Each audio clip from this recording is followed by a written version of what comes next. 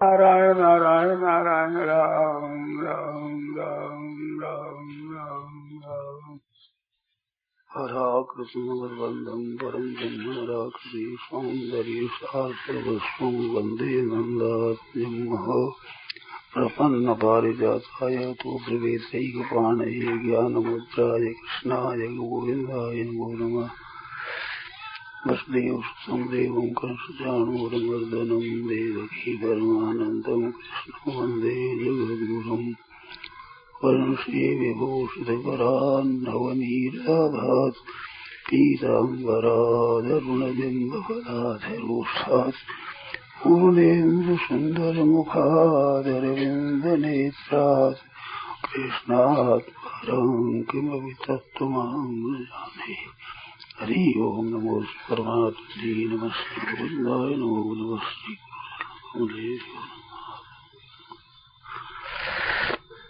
नारायण नारायण नारायण नारायण।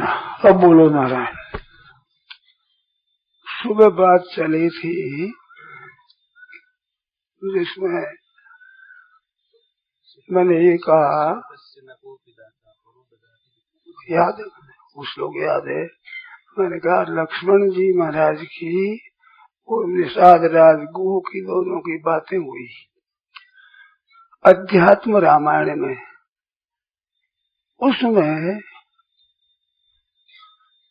लक्ष्मण जी महाराज ने कहा सुख से दुख से को भी दाता। तुलसी के रामायण में भी आता है कोई सुख दुख देने वाला नहीं है, कृत कर्म कर्म अपना किया हुआ भोग है सभी। ये बात भी तुलसी के रामायण में भी आती है और अध्यात्म रामायण का उसी समय का ये श्लोक है। सुख से दुख से को विदाता परो ददाती कुबुद्धि रेशा अहंकृतो में वृद्धाभिमान। मैं करता हूँ ऐसा वृद्धाभिमान, अहंकारो में वृद्धाभिमान। स्वकर्म सूत्र ग्रसितो ही लोक, अपने कर्मों से संपूर्ण लोग ग्रसित है। अब आप लोग ध्यान देकर सुने, एक बात बताता हूँ, बहुत मार्मिक बात। अमुक आदमी ने मेरे को दुख दे दिया, ये जो बात है अपनी धारणा, उसको भगवान कुबुद्धि कहते हैं।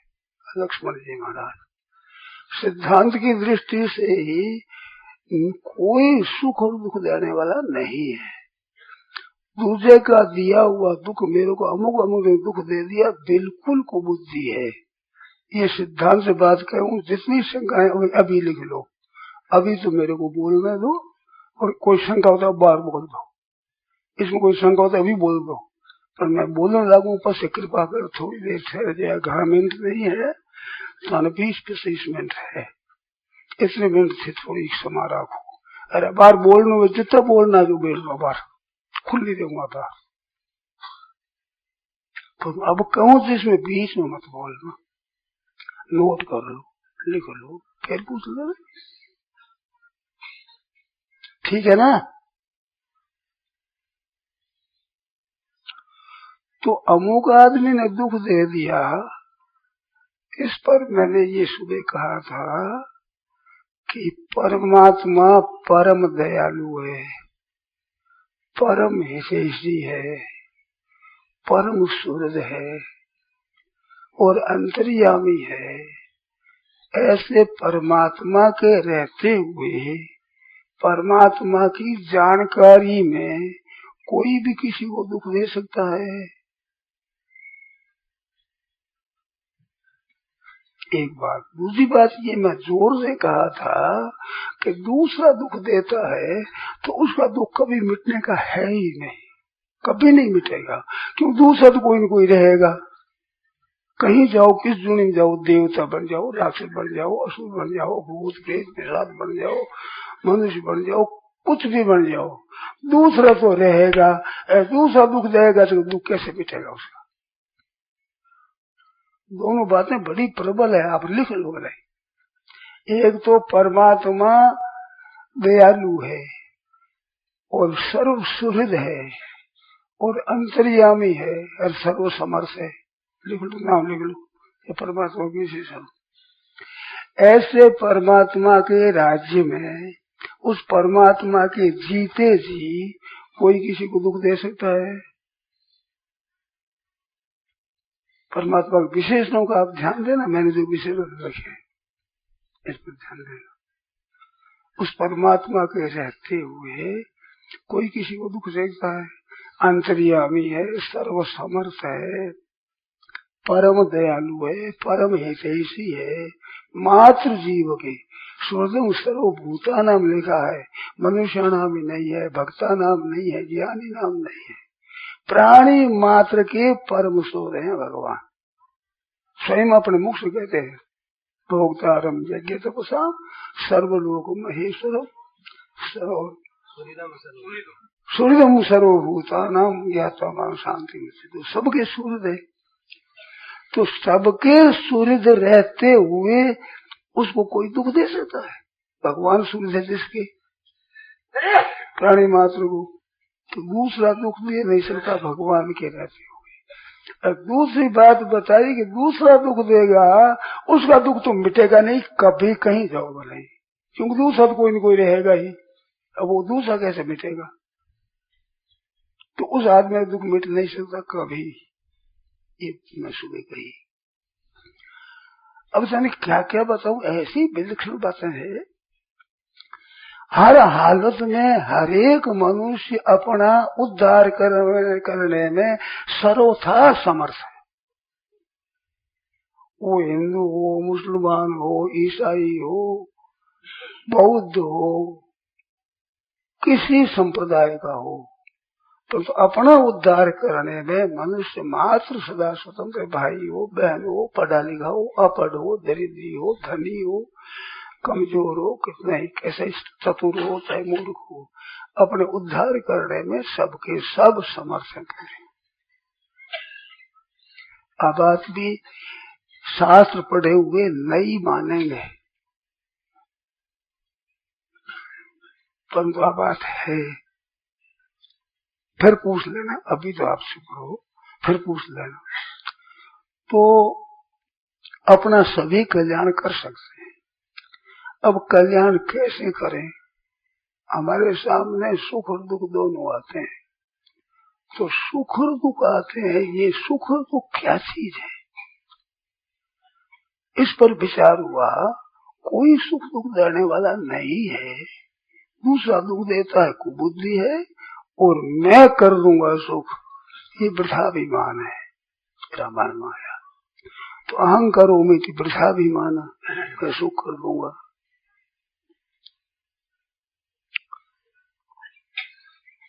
तो सुख दुख कोई देने वाला नहीं है, तो क्या है ये? तो निज कृत कर्म भोग सुख भ्राता, अपने किए कर्मों के फल भोगते हैं, फल भोगते हैं।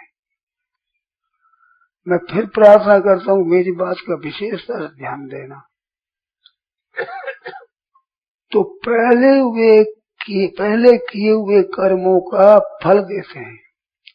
पतंजल योग दर्शन में लिखा है कि तस्य विपाको जात्यायुर्भोग, उसका फल कर्मों के किए हुए फल को जन्म होगा, आयु होगी और भोग होगा। तीन पद आए हो, तो जन्म होगा, आयु होगी, भोग। भोग नाम किसका है? सुख दुख अन्यत्र साक्षात्कारो होगा। अनुकूल वेद नियम सुखम, प्रतिकूल वेद नियम दुखम। अब सुख दुख अन्यत्र साक्षात्कारो होगा। सुख और दुख दोनों सामने आ जाए, इसका नाम है भोग। अब एक बात बड़े रहस्य की है, फिर कहता हूँ आप ध्यान से, बात बहुत मार्मिक काम की है। सुख दुखदायी परिस्थिति सामने आवेगी। सुख अच्छा काम किया है तो सुखदायी परिस्थिति आवेगी, बुरा काम किया है तो दुखदायी परिस्थिति आवेगी। ये तो है कर्मों की बात, केवल मूर्खता है। सुखी दुखी होना विधान है, वो परमात्मा का है। अपने किए हुए कर्मों के फल का विधान परमात्मा का किया हुआ है। वो परमात्मा कैसे किसी को दुख देगा? सुखदायी दुखदायी परिस्थिति आपके सामने आवेगी। मैं तो यहाँ तक कहता हूँ कि सुख दुख देने के लिए परिस्थिति के पास में समय भी नहीं है। कब दे? वो बेचारी चलती है अपनी है जो की त्यों चली जा रही है, आपको छूती नहीं, कहती नहीं, परिस्थिति चली जा रही है। वो सुख दुख कैसे दे सकती है? आप सुख दुख मान लेते हो तो मान लेने में केवल मूर्खता है। विचार से देखा जाए तो सुख दुख देता ही नहीं।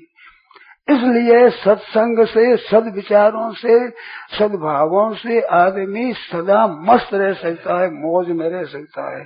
क्योंकि परिस्थिति से दुख देती ही नहीं, तो दुख तो उसको पकड़ करके आप कर रहे हो। कैसे कि आपके अनुकूल परिस्थिति मिले उसमें आप सुख मान लेते हो, प्रतिकूल परिस्थिति मिले उसमें दुख मान लेते हो। ये गलती होती है आपकी। तो वो जो दुख सुख मान लेते हो ये होती है गलती। वास्तव में परिस्थिति वो तो अपने देकर चली जा रही बेचारी। रात के बाद दिन, दिन के बाद ये चलता है। ऐसे ही लिखा है ये दोनों ही सुख के बाद दुख, दुख के बाद सुख, अलंघ्यम दिन रात्रिवत। दिन रात की तरह सुखदायी परिस्थिति दुखदायी परिस्थिति ये तो आती रहेगी, ये तो आवेगी। दिन रात्रि में कोई फर्क पड़ता है? दिन बाद रात आ जाए, रात के बाद दुख आ जाए, दिन आ जाए, ऐसे सुख के बाद दुख, दुख के बाद दुख आती रहेगी। मनुष्य के लिए कल्याण की बात खुली है, यही तनु करो फल विषय न भाई। यहाँ भोग इसका विषय नहीं है। मनुष्य के लिए भोगने के लिए अवकाश नहीं है। ये तो अपना कल्याण करे, केवल कल्याण करे, भोग भोगने के लिए नहीं है। कल्याण कैसे करें कि सुखदायी देह है, वे सुख दो तरह का सुख है, दो तरह का दुख है। ये सुबह नहीं कही थी, अभी याद आ गई स्पष्ट करने के लिए। एक तो सामग्री हमारे पास बहुत, धन संपत्ति वैभव, बेटा पोता मकान, या बहुत अनुकूल सामग्री हो, इसको देखकर लोग कहते हैं सुखी है। एक सामग्री नहीं है तो कहते हैं बेचारा बड़ा दुखी है, खाने को अन्न नहीं, पहनने को कपड़ा नहीं, रहने को मकान नहीं, ऐसी दशा है तो दुखी है। एक तो सुख दुखी है परिभाषा है। एक सुखी दुखी है कि मन में हरदम प्रसन्न रहता है, कभी दुखी होता ही नहीं, उसको भी हम सुख कहते हैं। कभी मन में नाराज होता है, दुखी होता है तो वो सुखी दुखी कहते हैं। तो हृदय में जलन हो इसका नाम दुख है, और हृदय में प्रसन्नता इसका नाम सुख है। एक सुख सामग्री का नाम सुख है, एक दुख सामग्री का नाम दुख है। तो सामग्री वाला सुख दुख तो परिस्थिति का है, पर हृदय में सुख दुख होना है, ये है मूर्खता का फल। तो हृदय में सुख दुख है, मूर्खता का फल तो मनुष्य का क्या है? मूर्खता गमा देना ये मनुष्य का उद्योग है, मनुष्य के ऊपर जिम्मेवारी है खास। जैसे किसी लिपि का हमें ज्ञान न हो, उस अज्ञान को दूर करने के लिए हम लिपि सीख सकते हैं, भाषा सीख सकते हैं। ऐसे ही सुख दुख हमारे को है ही नहीं, इस विद्या को सीखने का ये मौका है। कोई सीख लो, सबके लिए खुली है। जो मैंने पहले बातें कही, कैसा याद नहीं हो। तो इस ज्ञान के लिए मानव शरीर मिला है, खास करके इस मानव शरीर में आकर के, और दुखी नहीं होना है। सुख और दुख दोनों से ऊंचा उठना है। ऊंचा उठना क्या होता है कि न सुख पहुंचता है न दुख पहुंचता है। तो मैंने कहा पातंजल योग दर्शन के व्यास भाष्य में, व्यास जी महाराज उनका लिखा हुआ भाष्य, उस भाष्य में आया है पहले ही पाद के अंतिम भाग में, उसमें कहा है कि ऋतम भरा तत्र प्रज्ञा। इस समाधि में ऋतम भरा प्रज्ञा होती है। ऋतम भरा का अर्थ होता है ऋतम सत्यम विभर्ति ऋतम भरा, सत्य को धारण वाली बुद्धि होती है। उस बुद्धि से क्या होता है कि दूजे देखो, दूजे दुखी सुखी को वो देखता है। तो उसमें श्लोक दिया है व्यास जी महाराज ने कि जैसे प्रासाद मारी, यथा प्रासाद मारी असोचे सोच तो जनान। जैसे कोई बहुत बड़ी हवेली पर खड़ा हो और लोगों को देखे, इसी तरह से इसी प्रज्ञा प्रासाद पर, प्रज्ञा के प्रासाद मन मकान पर, हवेली पर वो खड़ा है चिदंबरा प्रज्ञा पर। अशोच है और सोचित सोच करने वाले सोचों को देखता है। कैसे देखता है कि भूमि स्थान है वो शैलस्थ, जैसे पर्वत पर खड़ा है वो पृथ्वी पे खड़ा आदमी को देखता है। कोई आग में जल रहा है, कोई जल में डूब रहा है, कोई कुछ कर रहा है, कोई कुछ कर रहा है, ऐसे दुख पा रहे हैं। तो भूमि स्थान है वो शैलस्थ प्रज्ञान तागोता की अनुपस्थिति, तो वो देखता है और सुखी दुखी नहीं होता, दूर से ऊंचा उठ गया। तो दूसरे लोग तो है भूमिस्थ और वो है शैलस्थ, सर्वान प्राज्ञों पश्यति, ऐसी प्रज्ञा होती है। तो वह सुख दुख कहाँ है बताओ। इस सुख दुख से ऊंचा होना कहते हैं। कर्मा शुक्लम कृष्णम योगी नाम त्रिविध मित्रेशाम, ये सुबह नहीं कहा था, याद आ गया कि जो परमात्म तत्व को प्राप्त हो गया है उनको कोई सुख दुख नहीं पहुंचता, महान आनंद में रहता है। तो कर्म तीन तरह का होता है, एक कर्म शुक्ल होता है, एक कृष्ण होता है, एक मिश्रित होता है। ये गीता के 12वें श्लोक में 18वें के 12वें पर खूब व्याख्या है कर्मों की। वो कर्मों को समझना हो तो वहां व्याख्या पढ़ो। पाप कर्म है, पुण्य कर्म है, मिश्रित कर्म है, ये फल होता है। इसलिए शाम वहाँ दूसरों को सब तीन प्रकार का होता है। न तो सन्यासी नाम को तो सुख भी होता ही नहीं, ये गीता कहती है।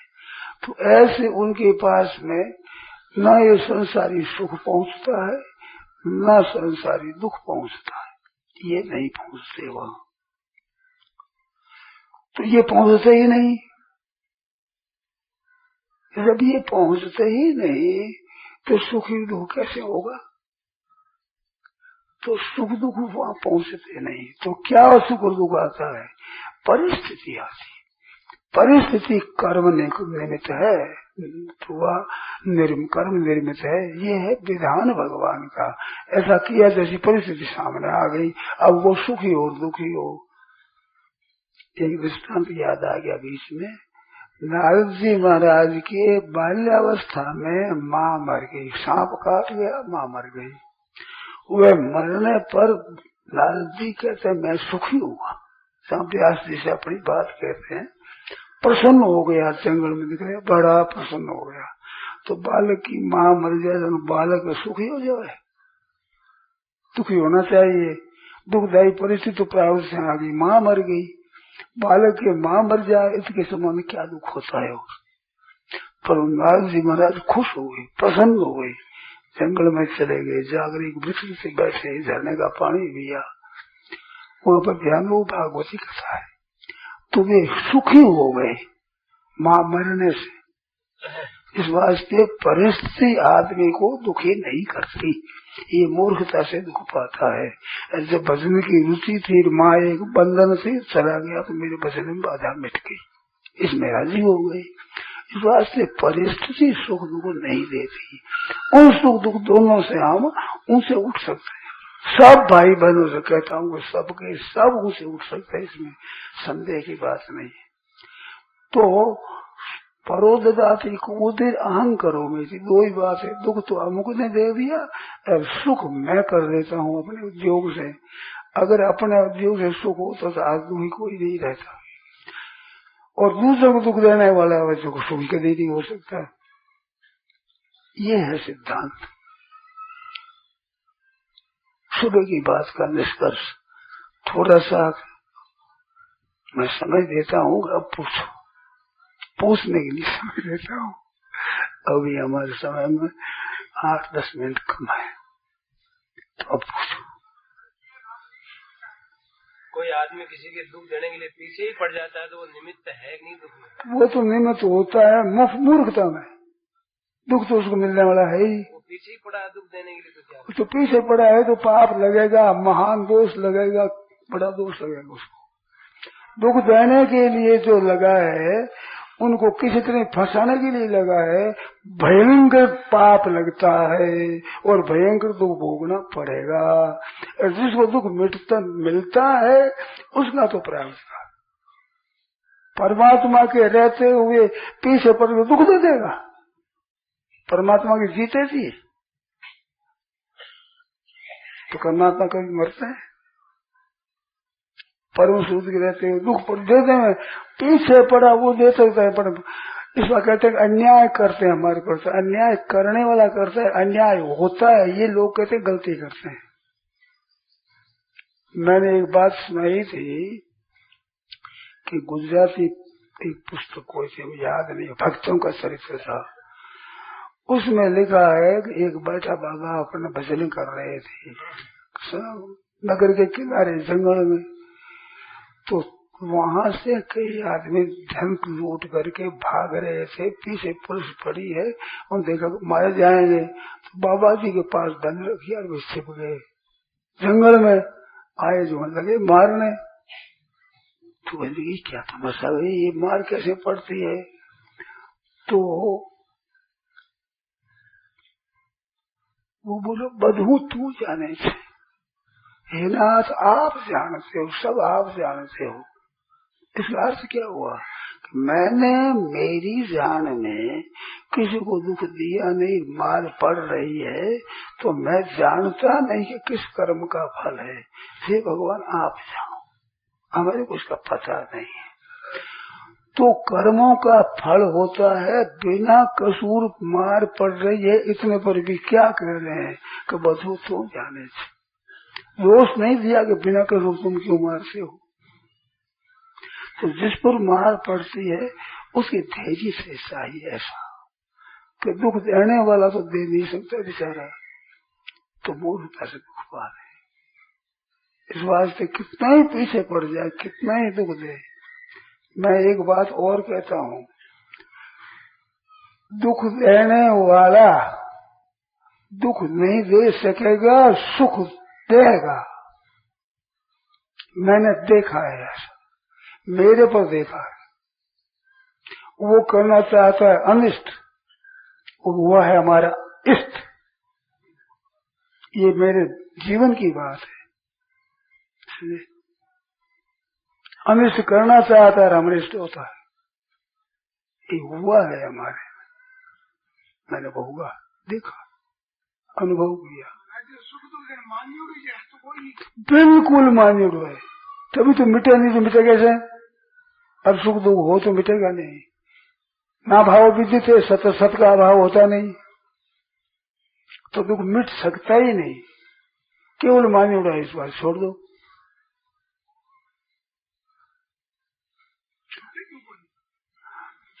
छोड़ते क्यों नहीं? आप छूटता क्यों नहीं? हम कहते हो तू छोड़ते क्यों नहीं? आप ही तो पकड़ते हो। छूटता नहीं कहते हो, मैं कहूँ छोड़ते नहीं। आप छोड़ो, पकड़ना तो मेरे कान पकड़ लेना है करके, आपने छोड़ दिया कैसे मिलेगा? देखो उसके मन में वह तो दुख देने का भाव रखने वाला दोषी बनेगा जरूर, वो पापी बनेगा जरूर, बनेगा बनेगा बनेगा, जिसमें संदेह नहीं है, क्योंकि उसकी नीयत खराब हुई है। दुख तो दे सकेगा नहीं, पाप जरूर लगेगा।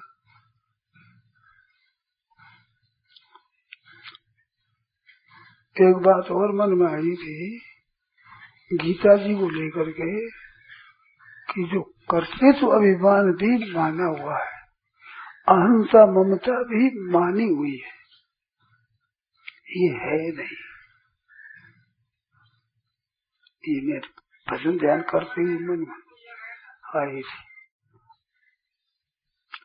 सुख दुखदायी परिस्थिति है, वो अपने हाथ की नहीं है। अब बताओ, एक भूल अपनी बहुत बड़ी भूल, अपने जिससे सुख दुख मिटे उस उपाय को न करके परिस्थिति बदलने का उद्योग करते हैं, सर्वथा निष्फल है। जितना उद्योग होता है परिस्थिति निरंतर, धनवान बन जाए, रोगी है तो निरोग बन जाए, अपमानित तो सम्मानित हो जाए, निंदनीय है तो प्रशंसनीय हो जाए, ये परिस्थिति बदलने का उद्योग है, बिल्कुल निरर्थक होगा। क्योंकि अहंकारों में वृथाभिमान है, कर नहीं सकोगे आप, इसको बदल नहीं सकोगे आप, जो होने वाला नहीं। इस वास्ते परिस्थिति न बदल करके एक मार्मिक बात बताता हूँ, परिस्थिति का सदुपयोग करो। जो परिस्थिति मिली है उसका सदुपयोग। किसी बुखार आ गया, घाटा लग गया, लोगों ने अपमान कर दिया, हम कैसे करें? सदुपयोग क्या है कि रोग हो गया तो आपके पाप कटेंगे, अपमान होगा तो पाप कटेंगे, घाटा लगा तो आपके पाप कटेंगे, आपकी बहुत लाभ की बात है, उधर ध्यान नहीं है आपका। कोई कांटा निकाले और हमारे पीड़ा होती है तो कांटा निकालने से पीड़ा तो होती है, कांटा निकलता है, ये पीड़ा मामूली है, कांटा निकलता है, कितना बड़ा भारी काम हो रहा है। ऐसे आप पाप नष्ट होते हैं, सब साधन सामग्री में वो पाप ही नष्ट होते हैं। इतनी बात तो और घनी जगह मिलेगी। मेरे को संतों से बातें मिली है कि पाप नष्ट नहीं होगा, तुम्हारा कल्याण होगा।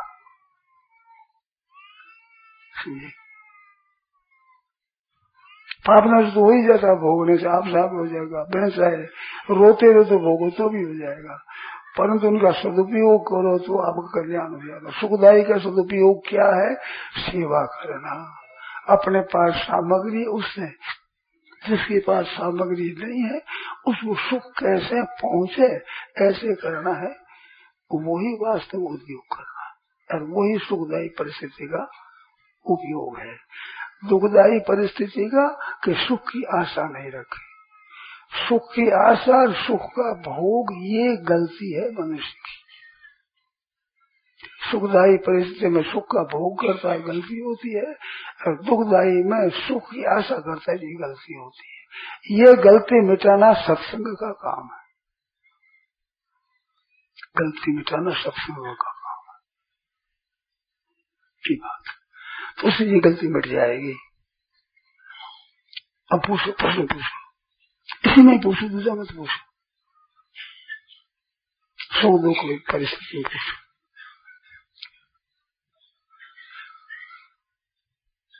मेरे मन में इतनी प्रसन्नता होती है इस बात को लेकर कि मनुष्य को ऐसा मौका मिला है किसी से वो अपना कल्याण करने, सुख दुख दोनों से ऊंचा उठ जाए, तुच्छ भोगों में फंस करके समय क्यों बर्बाद कर।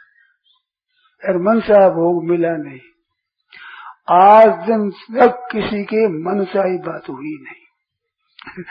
एक व्याख्या सुना, बात आ गई बीच में याद, व्याख्यानदाता ने कहा कि मन से तो राम जी के बाप की भी नहीं हुई, आप कैसे कर लोगे?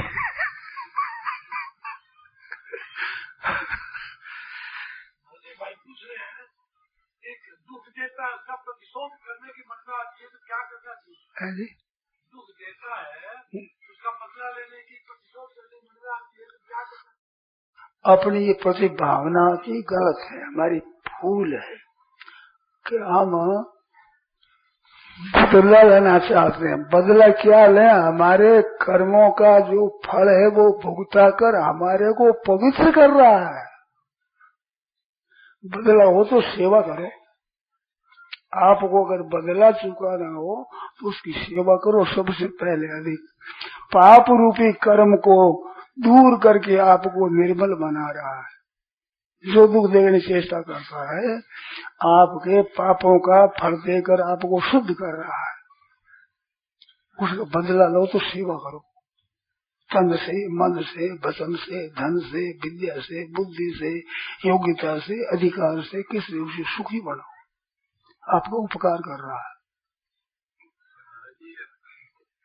परिस्थिति को सदुपयोग कर लो तो ठीक है, हाँ, लेकिन को प्रतिकार प्रतिकार या प्रतिकूल परिस्थिति यदि आ गई तो अगर घटोदात को तो वो प्रतिकार तो करना ही पड़ेगा। तो वर मना मैं कभी करता ही नहीं।